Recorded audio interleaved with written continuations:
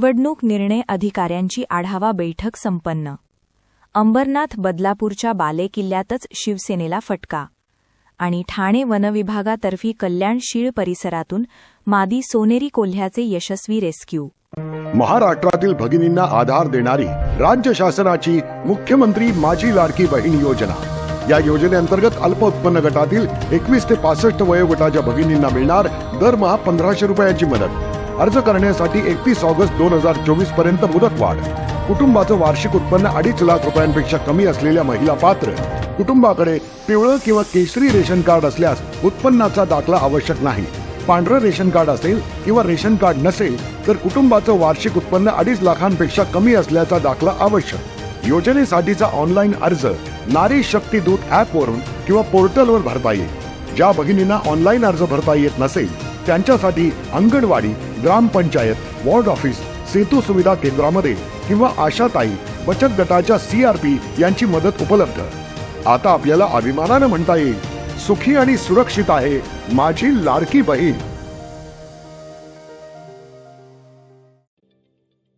ठाणे महानगरपालिकेचे मालमत्ता कर म्हणजेच प्रॉपर्टी टॅक्स भरण्याचे आवाहन. सन 2022-23 या आर्थिक वर्षाचे मालमत्ता कराचे म्हणजेच प्रॉपर्टी टॅक्सचे बिल ठाणेकर करदात्यांना महापालिकेमार्फत आर्थिक वर्षाच्या सुरुवातीस म्हणजेच माहे एप्रिल 2022 मध्ये देण्यात आलेले आहे. तथापि अद्यापही काही करदात्यांनी मालमत्ता कर महापालिकेकडे जमा केलेला नाही. सध्या आर्थिक वर्षाचा अंतिम टप्पा सुरू झाला आहे. मालमत्ता कर वसुलीसाठी महापालिकेतर्फे कडक कारवाई हाती घेण्यात आली आहे. या अंतर्गत जंगम मालमत्ता, टीव्ही, फ्रीज, वाहन व इतर जप्त करणे तसेच स्थावर मालमत्ता वॉरंट बजावून जप्त करण्यात येत असून मालमत्तेचा जाहीर विक्रीद्वारे लिलाव करून कराची रक्कम वसूल करण्यात येत आहे.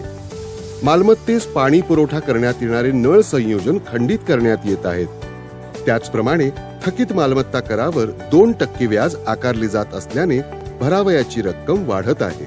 आपला मालमत्ता कर propertytax.thanecity.gov.in या लिंकद्वारे तसंच गुगल पे, फोन पे, पेटीएम याद्वारे ऑनलाईन पद्धतीने करण्याची सुविधा उपलब्ध करून दिली आहे.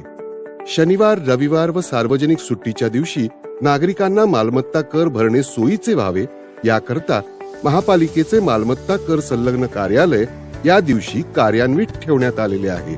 तरी मालमत्ता कर वसुलीची अप्रिय कारवाई टाळण्याच्या दृष्टिकोनातून मालमत्ता कर भरून महापालिकेस सहकार्य करावे. धन्यवाद.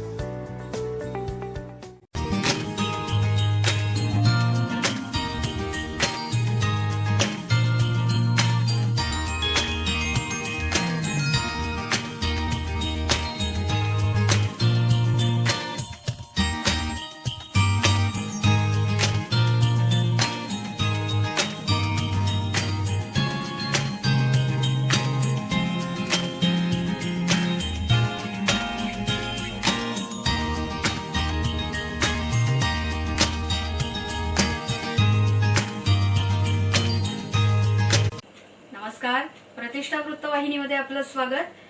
आगामी ठाणे महापालिका सार्वत्रिक निवडणूक 2025च्या पार्श्वभूमीवर निवडणूक अधिकारी तथा प्रशासक सौरभ राव यांच्या सूचनेनुसार उपायुक्त निवडणूक उमेश बिरारी यांच्या मार्गदर्शनाखाली ठाणे महानगरपालिका निवडणूक प्रक्रिया पार पाडण्यासाठी प्रभागनिहाय नियुक्त करण्यात आलेल्या निवडणूक निर्णय अधिकारी, सहाय्यक निवडणूक निर्णय अधिकाऱ्यांची पूर्वतयारी आढावा बैठक आज महापालिकेच्या नागरी संशोधन केंद्र येथे पार पडली. या बैठकीस उपायुक्त मुख्यालय जी गोदेपुरे, सहाय्यक आयुक्त निवडणूक बाळू पिच्चड यांच्यासह प्रभाग समिती निहाय नियुक्त करण्यात आलेले निवडणूक निर्णय अधिकारी उपस्थित होते. माजीवडा मानपाडा प्रभाग समितीच्या निवडणूक निर्णय अधिकारी उपजिल्हाधिकारी शारदा पवार, वर्तकनगर प्रभाग समितीच्या सत्वशिला शिंदे, लोकमान्य सावरकर नगर प्रभाग समितीचे सर्जेराव मस्के पाटील, वागळे प्रभाग समितीच्या वृषाली पाटील, नौपाडा कोपरी प्रभाग समितीच्या प्रज्ञा सावंत, उथळसर प्रभाग समितीच्या उर्मिला पाटील, कळवा प्रभाग समितीच्या अश्विनी पाटील, मुंब्रा प्रभाग समितीचे गोपीनाथ ठोंबरे व अविनाश कोष्ठी, दिवा प्रभाग समितीचे सुनील शिंदे, वीरसिंग वसावे यांच्यासह सहाय्यक निवडणूक निर्णय अधिकारी या बैठकीस उपस्थित होते. बैठकीत नामांकन, छाननी, निवडणूक चिन्ह वाटप, अपात्रता, कायदा आणि सुव्यवस्था, आदर्श आचारसंहिता, खर्चाचे निरीक्षण, माध्यम प्रमाणीकरण व संनियंत्रण समिती, मतमोजणी आणि निकाल जाहीर करणे इत्यादी बाबींशी संबंधित ठाणे महानगरपालिका सार्वत्रिक निवडणुकीमध्ये करावयाच्या कार्यवाहीबाबत संगणकीय सादरीकरण करण्यात आले. ठाणे महानगरपालिका सार्वत्रिक निवडणूक 2025 ही मुक्त, निष्पक्ष व निर्भय वातावरणात पार पडावी यासाठी प्रशासन सज्ज असल्याचे यावेळी स्पष्ट करण्यात आले. तसेच निवडणूक शांततापूर्ण वातावरणात पार पाडण्याच्या सूचना सर्व निवडणूक निर्णय अधिकाऱ्यांना उपायुक्त उमेश बिलारी यांनी बैठकीत दिल्या. कल्याण लोकसभा मतदारसंघात गेल्या 10 वर्षांहून अधिक काळ खासदार असलेले डॉ. श्रीकांत शिंदे यांनी अंबरनाथ नगरपरिषद निवडणुकीत विशेष लक्ष घातले होते. त्यामुळे या निवडणुकीमध्ये मोठी चुरस निर्माण झाली होती. परंतु नगराध्यक्षपदाने हुलकावणी दिल्याने श्रीकांत शिंदे यांच्यासाठी हा मोठा धक्का मानला जात आहे. कल्याण लोकसभा मतदारसंघात अंबरनाथ ही एकमेव नगरपरिषद आहे. खासदार शिंदे यांनी येथे विशेष विकासकामे केली आहेत. अंबरनाथ शिवमंदिर परिसराच्या सौंदर्यीकरणाचा प्रकल्प, शिवमंदिर फेस्टिव्हल, नगरपरिषदेची नवी इमारत, यूपीएससी भवन, पाणीपुरवठ्याची योजना, नुकतेच उद्घाटन झालेले नवे धर्मवीर आनंद दिघे नाट्यगृह अशा विविध प्रकल्पांच्या माध्यमातून अंबरनाथकरांसाठी अत्याधुनिक सुविधा उपलब्ध करून देण्यात आल्या. नगरपरिषद निवडणुकीच्या उमेदवार निवडीपासून ते प्रचाराच्या नियोजनापर्यंत खासदार शिंदे पूर्ण लक्ष ठेवून होते. उपमुख्यमंत्री एकनाथ शिंदे यांच्या 3 सभाही शहरात झाल्या, तर श्रीकांत शिंदे यांनी प्रत्येक प्रभागामध्ये भेटी देऊन केलेल्या कामांचा प्रचार केला. विशेष म्हणजे प्रभाग भेटींबरोबरच रॅलीमध्येही शिंदे यांची हजेरी लक्षवेधी ठरत होती. त्यामुळे शिवसेना आणि भाजप यांच्यातील चुरस वाढली होती. नगराध्यक्षपदाचे उमेदवार आणि नगरसेवक पदाच्या उमेदवारांच्या निवडीमध्येही शिंदे यांचे संपूर्ण नियोजन होते. परंतु निकालामध्ये गतवेळेच्या तुलनेत नगरसेवक पदे राखण्यात यश आले असले तरी नगराध्यक्षपदाच्या उमेदवार मनीषा वाळेकर यांचा पराभव रोखण्यात यश मिळू शकलेले नाही.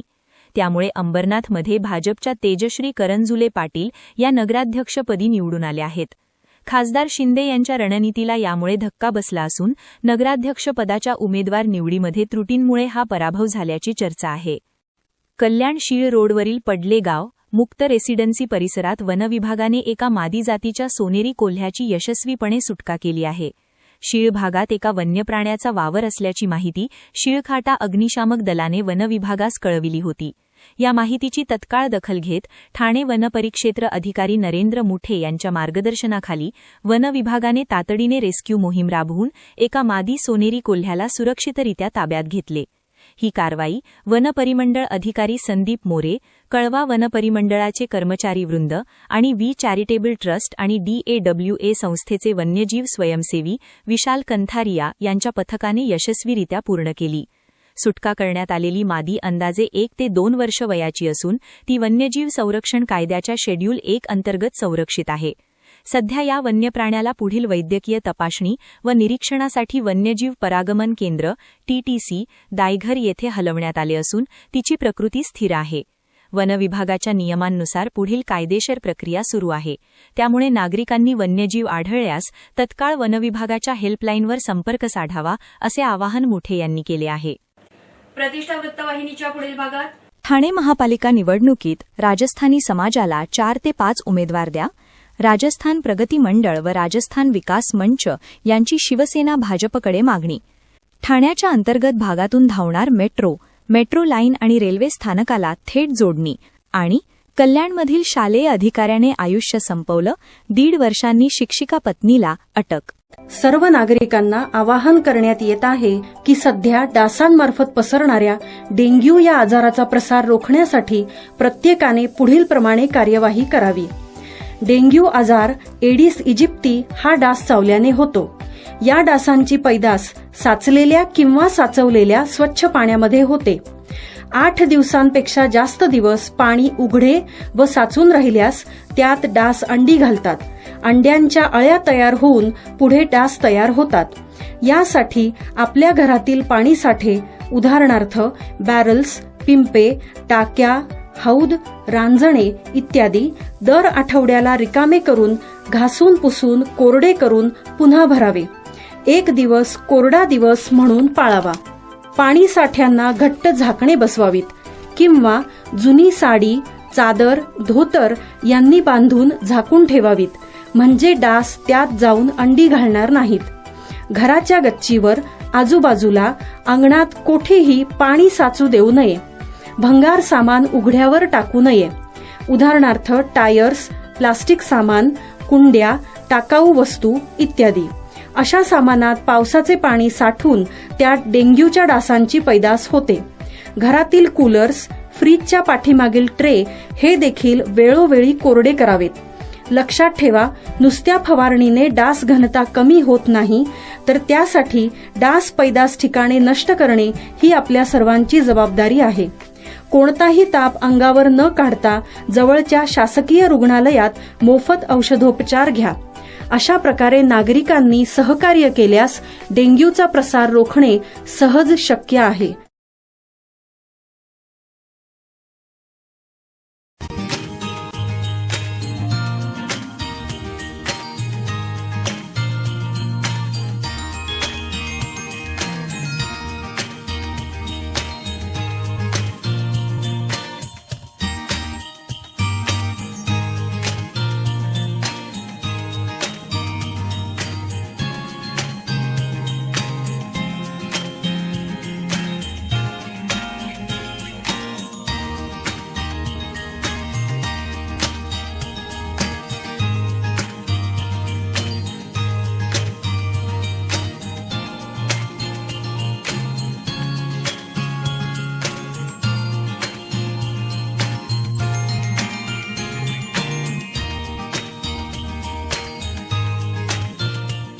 प्रतिष्ठा वृत्तवाहिनीमध्ये पुन्हा एकदा आपलं स्वागत. राजस्थान प्रगती मंडळ ठाणे व राजस्थान विकास मंच ठाणे यांच्या संयुक्त विद्यमाने येऊ घातलेल्या ठाणे महानगरपालिका निवडणुकीत राजस्थानी समाजाच्या किमान 4 ते 5 उमेदवारांना उमेदवारी देण्यात यावी अशी ठाम मागणी शिवसेना शिंदे गट आणि भारतीय जनता पार्टीकडे करण्यात आली आहे.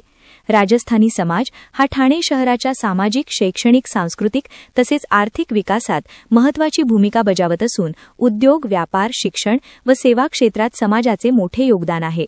ठाणे शहराच्या एकूण लोकसंख्येत राजस्थानी समाजाचा 12 ते 13% सहभाग असल्याचे यावेळी स्पष्ट करण्यात आले. राजस्थानी समाज की आज लोकसंख्या में 12 से 13% राजस्थानी समाज के 36 कौम के लोग राजस्थान में निवास करते हैं, ठाणे महानगर पालिका क्षेत्र में निवास करते हैं. आज आप लोग सभी के माध्यम से एक निवेदन करना चाहता हूं कि जैसे कि आप लोगों को अंदाज है, राजस्थानी समाज के लोग हमेशा से परंपरागत रूप से भारतीय जनता पार्टी और शिवसेना की तरफ ज़्यादा इंक्लाइन रहे हुए हैं, उनके वोटर रहे हुए हैं. पहले से अटल बिहारी वाजपेयी, हिंदू हृदय सम्राट बाला साहब ठाकरे, धर्मवीर आनंद दिघे जी साहब, इनके नेतृत्व में विश्वास करते टाइम पे हर महानगर पालिका के इलेक्शन में इन्होंने अपना सक्रिय योगदान निभाया है. चाहे वो लोकसभा का इलेक्शन हो, विधानसभा का इलेक्शन हो, नरेंद्र मोदी जी के नेतृत्व में या देवेंद्र फडणवीस जी के नेतृत्व में, बाला साहब ठाकरे जी के नेतृत्व में, और ठाणे शहर में हमारे लाडले पूर्व मुख्यमंत्री और अभी के उप मुख्यमंत्री एकनाथ शिंदे जी के साथ रहे हुए हैं. और पिछले काफ़ी सालों से हम लोग काफ़ी बड़े लेवल पे प्रोग्राम करते आए हैं और राजस्थानी समाज का धार्मिक, इंस्टीट्यूशनल या कोई भी प्रोग्राम में राजस्थानी समाज हमेशा से तन मन धन से आगे रहता है. और लोक संख्या में आज 12-13% राजस्थानी समाज के लोग हैं. आप लोगों के माध्यम से भारतीय जनता पार्टी और शिवसेना से आज हम ये निवेदन करना चाहते हैं कि हमारे समाज के 12 से 13% ठाणे महानगर पालिका में है, तो कम से कम हमारे समाज से 4 से 5 लोगों को महानगर पालिका के इलेक्शन में नेतृत्व दिया जाए, जिससे कि पूरा राजस्थानी समाज उन कैंडिडेट को और साथ ही साथ में महायुति के जो भी कैंडिडेट रहेगा उनको तन मन धन से सहयोग करके 100% उतरकर भारी मतों से उनको जिताएंगे. ठाणे शहरात लवकरच रिंग मेट्रो सुरू करण्यात येणार आहे. मुंबईत मेट्रोचे जाळे मोठ्या प्रमाणावर विस्तारले असून त्यामुळे अनेक भागांची वाहतूक सुलभ झाली आहे. त्याच धर्तीवर आता ठाणे शहरातही मेट्रोचे स्वतंत्र जाळे उभे राहणार असून हे जाळे ठाण्याच्या अंतर्गत भागांना जोडणार आहे. सुमारे 29 किलोमीटर लांबीच्या या मार्गिकेमुळे शहरातील प्रवाशांना वाहतुकीचा वेगवान आणि आरामदायी पर्याय मिळणार आहे. या मेट्रो मार्गिकेला ऑगस्ट 2024 मध्येच मंजुरी देण्यात आली होती. पंतप्रधान नरेंद्र मोदी यांनी ठाणे अंतर्गत रिंग मेट्रो रेल प्रोजेक्ट कॉरिडॉरला मान्यता दिली होती. ठाणे शहरातील शहरी वाहतूक सुधारण्यासाठी आणि रस्त्यांवरील वाहतूक कोंडी कमी करण्याच्या उद्देशाने ही वर्तुळाकार मेट्रो लाईन उभारण्यात येत आहे. हा प्रकल्प 29 किलोमीटर लांबीचा मेट्रो कॉरिडॉर असेल, जो ठाणे जंक्शनपासून सुरू होऊन पुन्हा तिथेच संपेल आणि पूर्ण वर्तुळाकार मार्ग तयार करेल. या मार्गावर वाघबीळ इस्टेट, मानपाडा, वाघबीळ, कोळशेत, साकेत, डोंगरीपाडा, नवपाडा आणि हिरानंदानी इस्टेट यांसारख्या प्रमुख निवासी आणि व्यावसायिक परिसरांना जोडण्यात येणार आहे.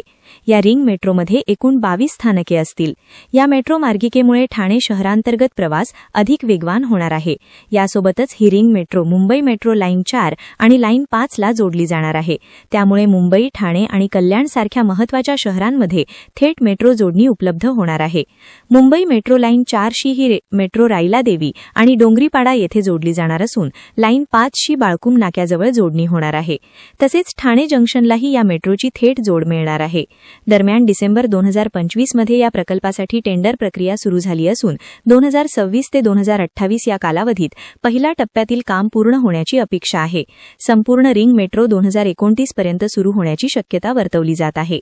एका नामांकित शाळेत प्रशासकीय अधिकारी असलेल्या 44 वर्षीय विवेक माने या तरुणाने ऑगस्ट 2024 मध्ये राहत्या घरात गळफास घेत आत्महत्या केली होती. या प्रकरणी पोलिसांनी अकस्मात मृत्यूची नोंद केली होती. काही दिवसांपूर्वी विवेकच्या वडिलांनी मृत्यूपूर्वी आपल्या मुलाने त्याला पत्नीच्या माहेरहून धमक्या येत असल्याचे सांगितले होते, अशी माहिती नातेवाईकांना दिली. त्यानंतर नातेवाईकांनी पोलिसांकडे जप्त केलेल्या मोबाईलबाबत विचारणा केली. यानंतर पोलिसांनी प्रयोगशाळेत तपासणीसाठी धाडलेल्या मोबाईलच्या सीडीआरचा अहवाल मिळवला. या अहवालात आक्षेपार्ह फोटो आणि संभाषण तसेच विवेक याला त्याच्या पत्नीच्या माहेरच्या नातेवाईकांनी दिलेल्या धमक्यांचे कॉल रेकॉर्ड मिळाले. विवेक याची पत्नी नामांकित शाळेत शिक्षिका आहे. पोलिसांनी या पुराव्याच्या आधारे तिच्यासह तिचा भाऊ अक्षय मनोरे याला अटक केली आहे. सध्या दोघे आधारवाडी तुरुंगात आहेत. विवेकच्या मृत्यूस कारणीभूत असलेले त्याचे सासू-सासरे, त्यांची मुलगी यांनाही अटक करण्याची मागणी वडिलांनी केली आहे. विवेकची हत्या केल्यानंतर ती आत्महत्या भासविण्यासाठी त्याला फाशी दिली असा संशय व्यक्त करून पुढील तपास करण्याची मागणीही करण्यात आली आहे. या प्रकरणी मोबाईलवरील आक्षेपार्ह माहितीवरून गुन्हा दाखल करत दोघांना अटक केल्याचे खडकपाडा पोलीस स्टेशनचे उपनिरीक्षक अर्जुन दांडेकर यांनी सांगितले. आजच्या ठळक घडामोडी शेवटी पुन्हा एकदा. निवडणूक निर्णय अधिकाऱ्यांची आढावा बैठक संपन्न. अंबरनाथ बदलापूरच्या बालेकिल्ल्यातच शिवसेनेला फटका. आणि ठाणे वनविभागातर्फे कल्याण शीळ परिसरातून मादी सोनेरी कोल्ह्याचे यशस्वी रेस्क्यू. आपल्या काही सूचना अथवा समस्या असल्यास आम्हाला या पत्त्यावर संपर्क साधावा. आमचा पत्ता प्रतिष्ठा वृत्तवाहिनी, दीपलक्ष्मी बिल्डिंग, किसन नगर नंबर 1, वागळे स्टेट, ठाणे पश्चिम. आमचा दूरध्वनी क्रमांक 25824589 आणि 9892139796. तर या होत्या आजच्या आपल्या शहरातील काही ठळक घडामोडी. उद्या पुन्हा भेटू याच वेळी याच ठिकाणी. धन्यवाद.